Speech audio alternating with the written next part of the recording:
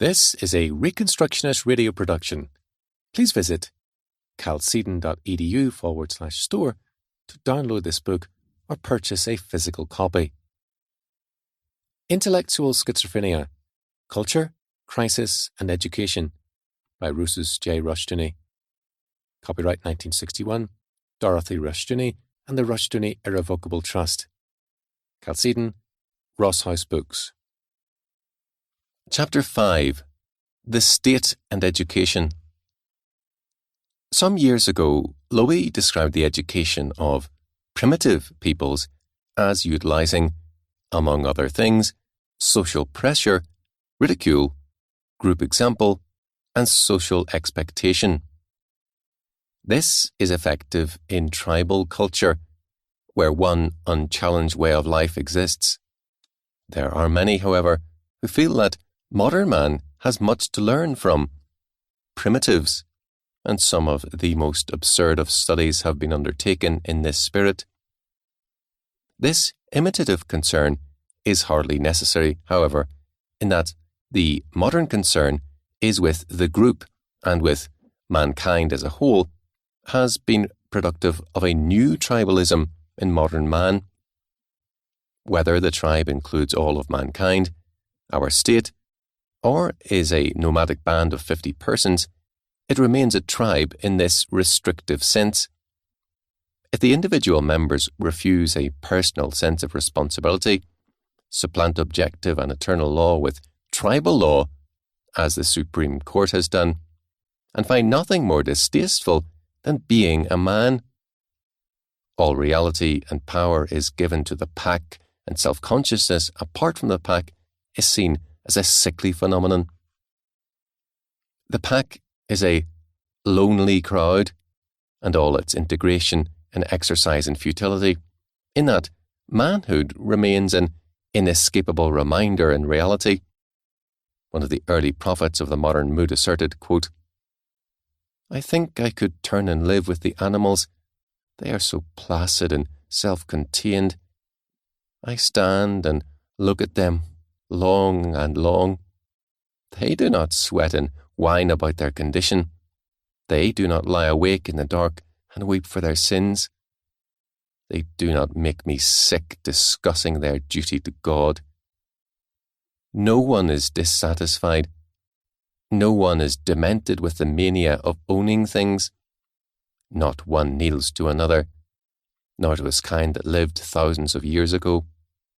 No one is respectable or industrious over the whole earth." End quote. Notice that this catalogue of sins actually amounts to one sin: manhood. Discontent with one's condition alone brings material progress. Discontent with one's spiritual state alone brings repentance and new life. Duty to God is the privilege of humanity, not a sickness. Private property, owning things, is no mania, but an essential part of the development of freedom and the personality of man. To worship is to know God and oneself in relationship to Him, and to be, quote, respectable or industrious, end quote, is hardly a sin in any society. But Whitman wrote of these things with real revulsion and found it better to be an animal than a man. His sentiments have been widely echoed. The essence of manhood is responsibility, and a rebellion against responsibility means a rebellion against the condition of being human. It is a desire to be as God, and yet with no more responsibility for thought and action than a, quote, placid, end quote, animal. The lonely crowd is sick of responsibility. Much of modern education encourages a socialization of standards, tastes, interests, and experiences. In all this, is the public school the architect or the victim? Before answering that question, let us examine what Van Til has called, quote, integration into the void, end quote. Psychology began its recent history by rebelling against the domination of man by intellect and turned to irrationalism. A further step was child psychology and the attempt to read the man in terms of the child. The adult was, together with the child, next read in terms of the unconscious. Further steps towards integration into the void were taken by studies in the psychology of primitive man and then of animals. That modern psychology is deeply imbued with the romantic revolt against reason and is part of the same impulse is clear-cut. But equally apparent is the fact that truth has given way to relativism, and the concept of man has been eroded into nothingness. Thus, the integration into the void is part and parcel of the larger revolt against God. But the inevitable outcome is no God, no man. Culturally, education has been an initiation into life and a declaration of the meaning and means of life, and the school has been one instrument in this task. But society can never give what it does not possess, and modern man possesses no image of man which gives function and structure to society. Moreover, education has passed into the hands of the state, a major step. Although in the United States, this transfer of education to the state began early in the 1800s, in actuality it was not in full effect until after World War I. Prior to the early 1800s, schools had been operated by churches, local parents, or by the teachers. Higher education maintained its religious orientation much later. In 1860, all but 17 of the universities and colleges in the United States were under church control. The public school, while actually a state school, was largely under local control and extensively given to religious influence.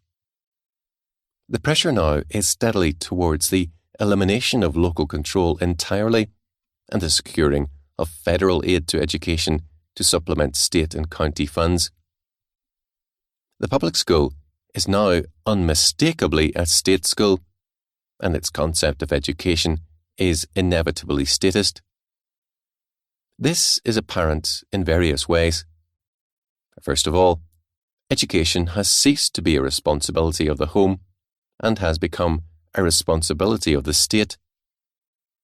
Even if the parents are better able to educate their children than the state, as in the William and Mary Turner case in California, the state still claims sole right to determine the nature, extent, and time of education.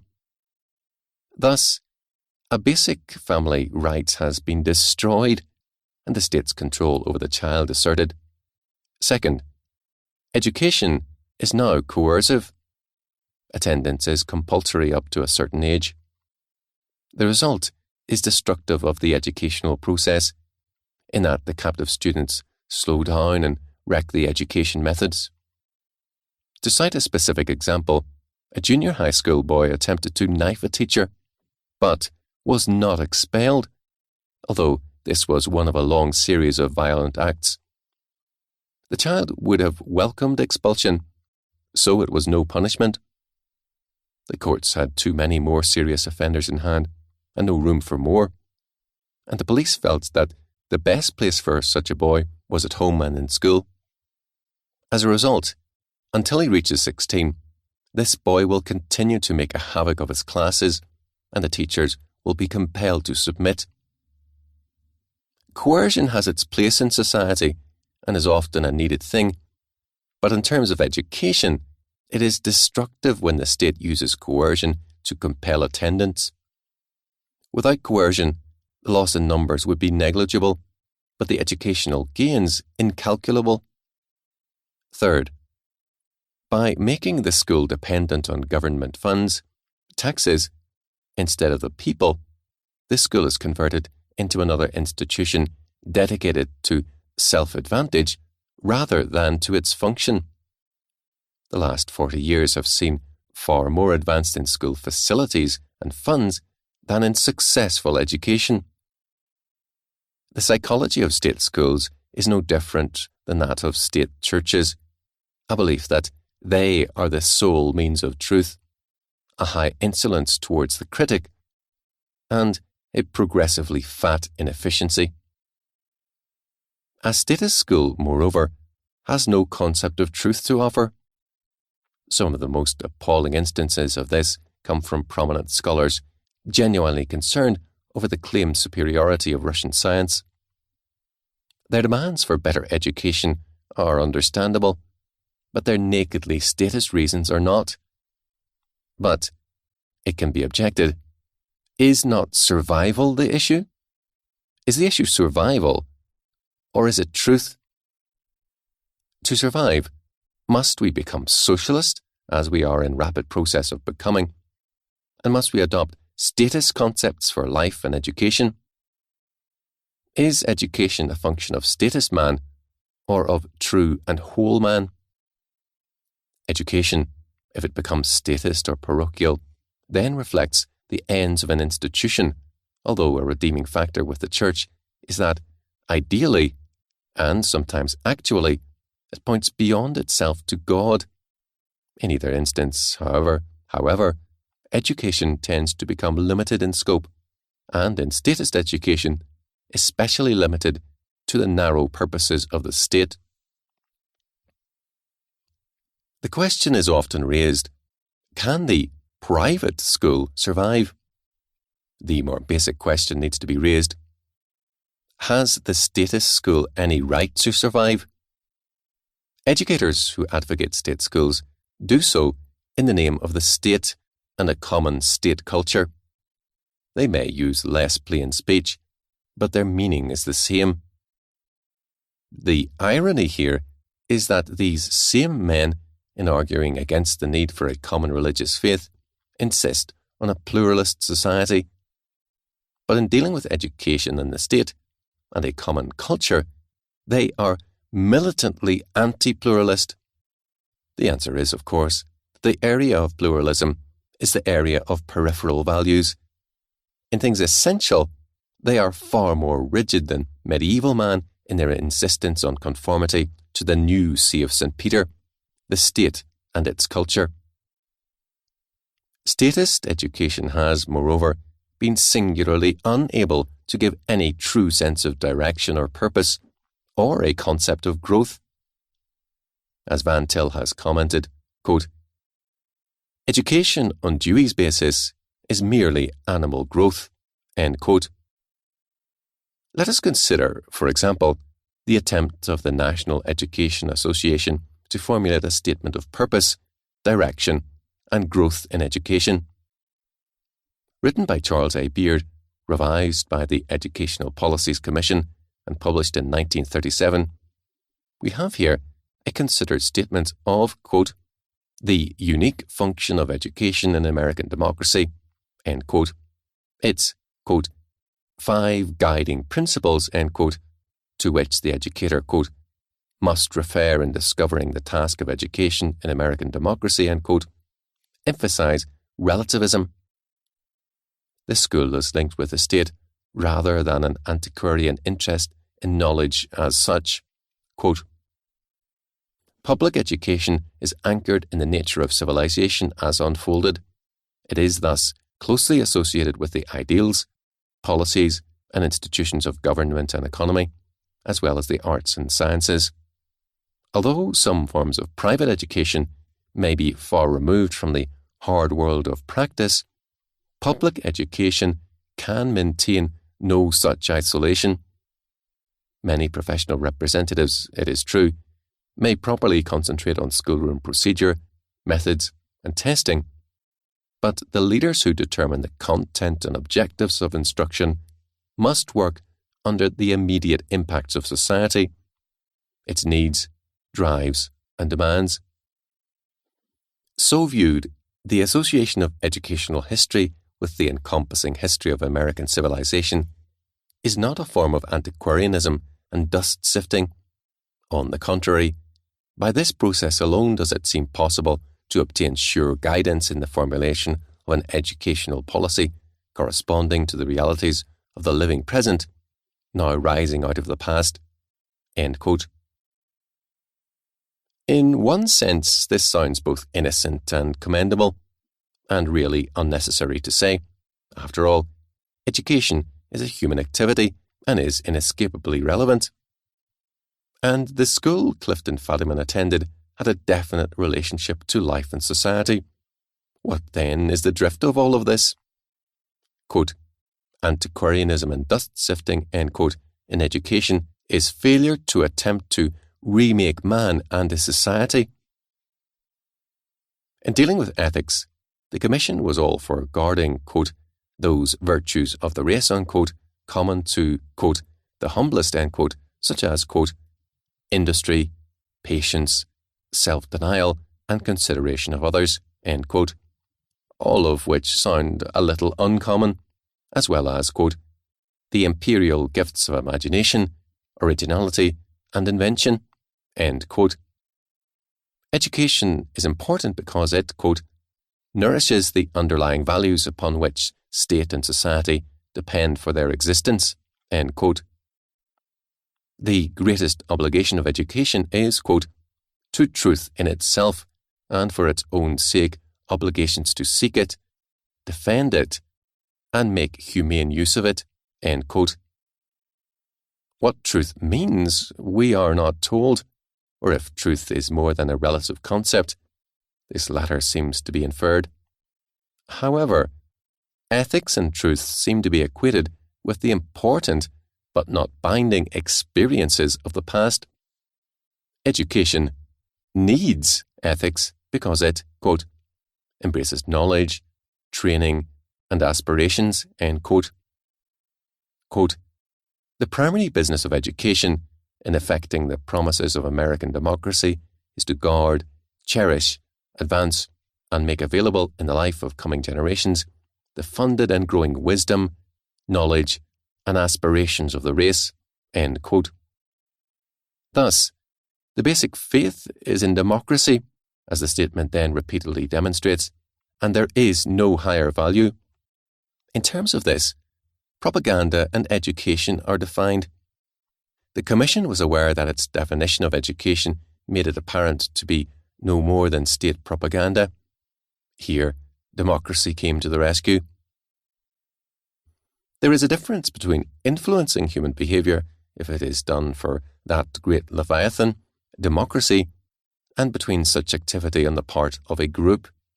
Thus, propaganda, quote, is an instrument of a faction or a party, end quote.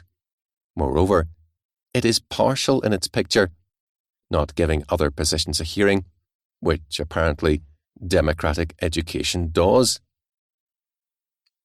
We are given more information by the NEA on the purposes of education in American democracy. Ethics is emphasized, but not in any traditional sense. It is essentially altruism in the sense of serving humanity. The best means of teaching is implicit in method. A school which is autocratic can bring, quote, no lasting contribution to peace, reason, and order, end quote. Nor can a school emphasizing competition or personal advancement do its part in the cause, quote, only from methods of instruction which not only teach, but which actually are democracy and cooperation, will the appeal to reason be heard and heeded, end quote. The education purposes are fourfold: the objectives of self-realization, human relationship, economic efficiency, and civic responsibility. In speaking of character, it is said that, quote, the educated person gives responsible direction to his own life, end quote. But all people give, quote, responsible direction, end quote, to their lives.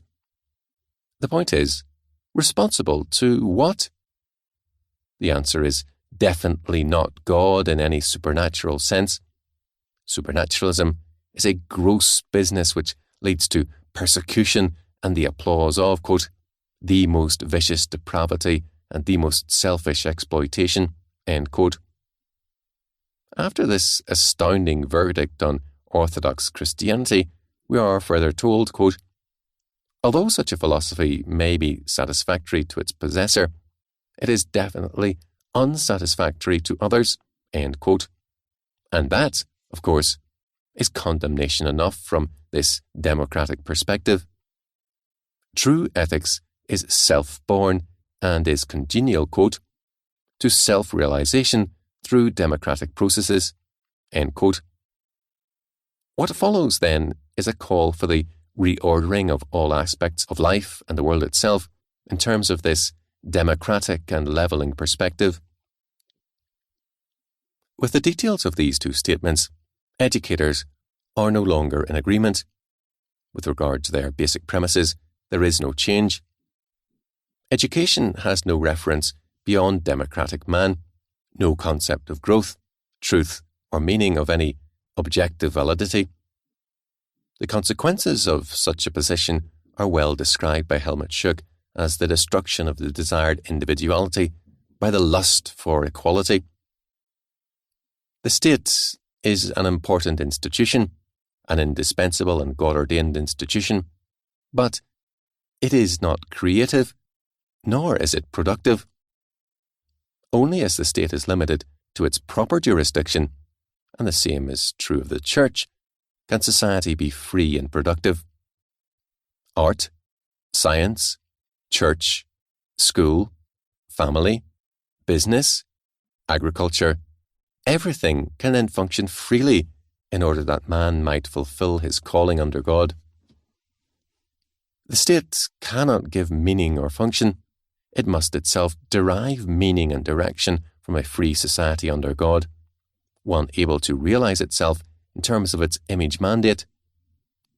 If the state assumes authority and jurisdiction in the various realms, it chokes off their true development, because the state can only give them subsidies, never meaning.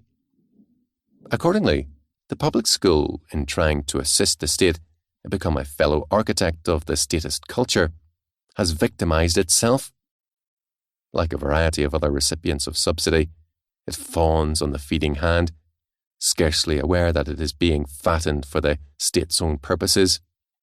And now, private schools, colleges and universities have found their way, through various grants, to the generous trough and are hungry for more, too often hungry, indeed, for everything except the radical independence of education from the state.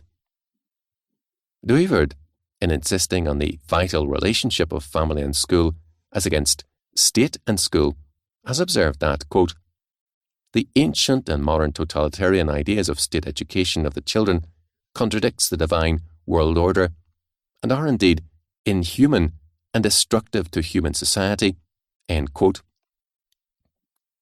A rise in the power of the state is the beginning of the breakdown of meaning and community and the social descent into hell. The biblical doctrine of hell is a necessary, if much misunderstood, concept. The final and eternal state of hell is not present as a society, because society is an aspect of the internal relationship of the triune God, and is therefore progressively impossible in isolation from God, an impossibility in hell. Hell is the totality of frustration and meaninglessness, and this is its torment and burning, its weeping, wailing, and gnashing of teeth.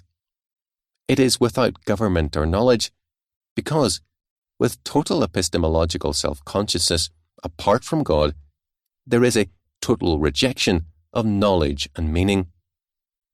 Hell today haunts the boundaries of modern life, and appears even in its good life, its play and love, with its mocking frustration and collapse of meaning. Hell awaits culture after culture, as torn by its inner tensions and schizophrenia. It collapses into frustration and evasion. Man's culture apart from God is in continual crisis, and the promise is that, with the rising tensions, men's hearts shall indeed fail them for fear because of the meaninglessness of their efforts and the crises which shatter human endeavours. Luke 21:26. Because meaning cannot exist apart from God, education too is haunted by the same spectre of emptiness. All creation witnesses to the glory of God. and all creation and all factuality witnesses against the man and culture who flee from him. According to Deborah, who wrote out of No Easy Circumstances, quote, "The stars in their courses fought against Sisera," Judges 5:20. Life is no different now, still a battle, but with this assurance always, that the very course of creation works to confirm and establish that man, whose life is given to the glory of God, and that pursuit of knowledge which is consistent with him by whom all things are known. Note 1 to Chapter 5, The Religion of the Public Schools. In 1951, the Educational Policies Commission of the NEA issued its statement on Moral and Spiritual Values in the Public Schools, written by William G. Carr, with the expressed hope, quote, that this report will encourage in homes, churches and schools a nationwide renaissance of interest in education for moral and spiritual values, end quote. It declared, quote, by moral and spiritual values, we mean those values which, when applied to human behaviour, exalt and refine life and bring it into accord with the standards of conduct that are approved in our democratic culture, end quote. Page 3. Thus, the group is still the source of values. The voice of the people is fully the voice of God. Schools and teachers must serve the people. They cannot serve any supernatural God, and, quote, they can have no part in securing acceptance of any one of the numerous systems of belief regarding a supernatural power and the relation of mankind thereto, end quote. But we are told that very high spiritual and moral values are possible apart from supernaturalism and are taught by the public schools, page 4. The public schools are not against religion. Rather, quote, the public schools of the United States stand firmly for freedom of religious belief, end quote. A common education must be given based on a, quote, respect, unquote, for all religious opinions. Quote, such an education must be derived not from some synthetic patchwork of many religious views, but rather from the moral and spiritual values which are shared by the members of all religious faiths. Such education has profound religious significance, end quote, page 6. A more beggarly concept is hardly possible. Here is the old myth of the common core of religion at the heart of all religions. It is comparable to saying that we must hold to a respect for monarchy, fascism, Nazism, communism, feudalism, republicanism, and democracy, and believe in the moral and spiritual values shared by all of them. It would be to affirm a belief in government as such as being moral, irrespective of its character. Religion as such can be true or false, good or bad, decadent or virile. To affirm religion as such is to affirm the irrelevance of all moral and spiritual values, and this is the true implication of this stand taken by the Educational Policies Commission. This is clearly apparent in the developed concept of values. Values are not transcendent, least of all derived from God. Human personality is, quote, the basic value, end quote, and the individual is capable of acquiring all needed values. Quote, this doctrine sharply challenges every form of oppression, end quote, page 18 and following. Autonomous man needs no external forces to attain self-realization, a concept of values, or moral and spiritual competence. In terms of this, the public school claims to teach religion and states that it needs partners. That it teaches religion we must grant, but we must insist that this religion is anti-Christianity, and that no concept of Christianity which tries to conform to the biblical standards can ever give approval to the religion of the public schools. What the public schools claim is a neutral concept of religion is indeed a concept of neutrality with regard to truth, and cannot be allowed to go unchallenged by all who believe truth to be important. A further comment on the values of democratic culture can be made. It is hostile to that which emphasizes the basically isolating inner issues and is a culturally limited experience, that is, beyond the appreciation of more than a segment of the population. Notice this comment in the 1938 document, Purposes of Education in American Democracy.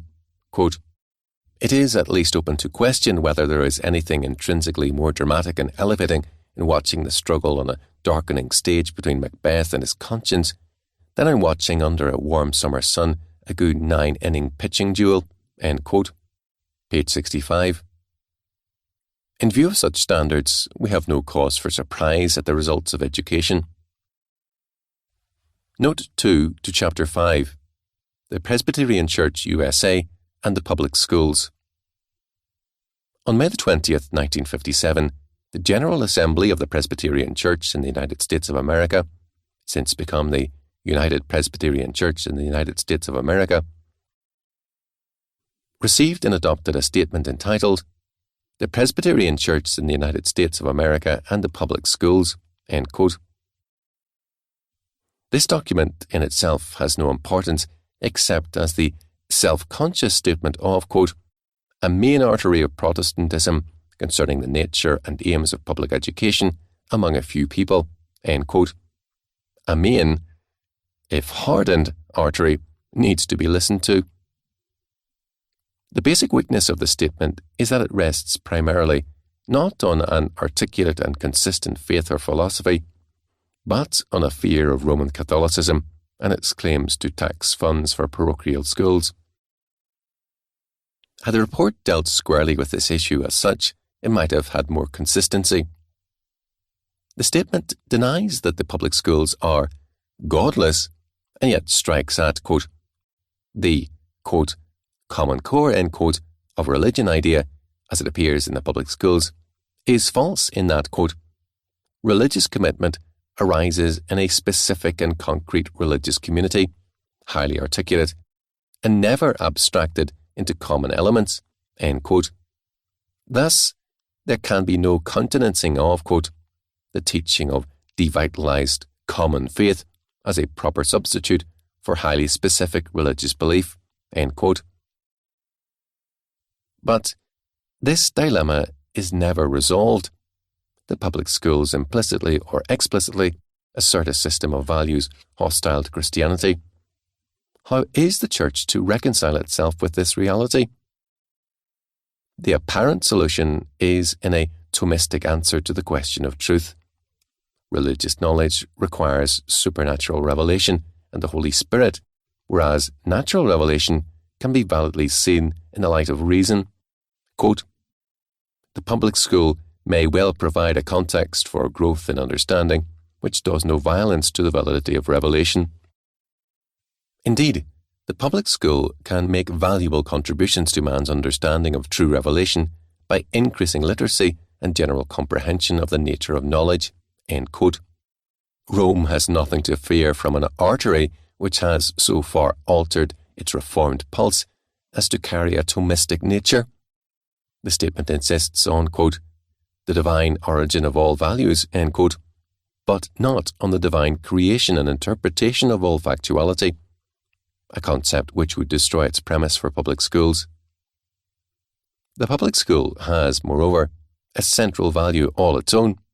It is democratic, and the child, no matter how valuable his private school training may be in other respects, must not be isolated from the mainstream or encouraged in, quote, cloistered living, end quote. There is some especial virtue in the togetherness of democratic public schools, which private Christian or parochial schools, no matter how representative their student bodies, are assumed to lack. Apparently, it is participation in that sacred mystical body, the state, and apparently a common religious faith among the students is a handicap rather than an asset and strength. Note 3 to Chapter 5, The State and Liberal Education. In a thoughtful and persuasive collection of essays, President Griswold of Yale, states the case for liberal education, not as a universal prescription, but as a necessary element in truly free education. As he points out, liberal arts properly means, quote, the arts becoming to a free man, end quote. Liberal education is directly related to knowledge, freedom and civilization. Quote, not only does it concern itself more directly and vitally than any other type of education with the good life that is the end of all political society, it also shows a like concern for the means whereby that society is to be governed and the good life achieved, end quote. The basis of a rule of law is in character and morality. Quote, the moral, then, is plain. To do good, we must first know good. To serve beauty, we must first know beauty. To speak the truth, we must first know the truth.